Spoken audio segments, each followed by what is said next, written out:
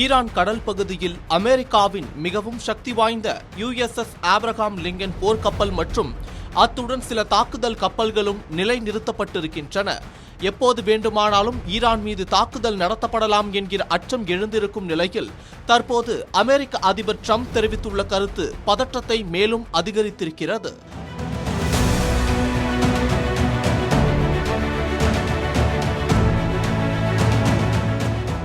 Iran வசம் அணுசக்தி தொழில்நுட்பம் இருக்கிறது. இதனை தற்போது வரை மின்சார உற்பத்திக்காக அந்நாடு பயன்படுத்தியது. ஆனால் இதனை கொஞ்சம் மேம்படுத்தினால் அணு ஆயுதம் உருவாக்க முடியும் என்ற கருத்து நிலவி வருகிறது.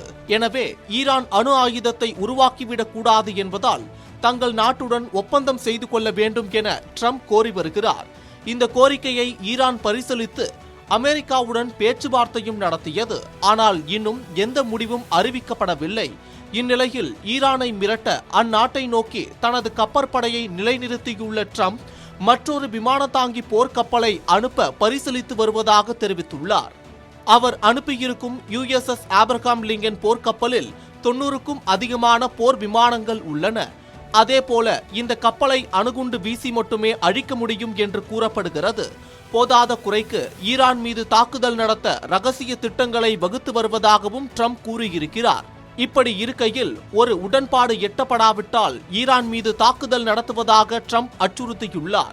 இது குறித்து பேசிய அவர், ஈரான் ஒரு ஒப்பந்தத்தை செய்ய விரும்புவதாக தான் நம்பினாலும் அவர்கள் மறுத்தால் மிகவும் கடினமான ஒன்றை செய்வேன் என்று கூறினார். இதன் காரணமாக ஈரான் நாட்டை எப்போது வேண்டுமானாலும் அமெரிக்கா தாக்கலாம் என்ற சூழல் உருவாகியுள்ளது.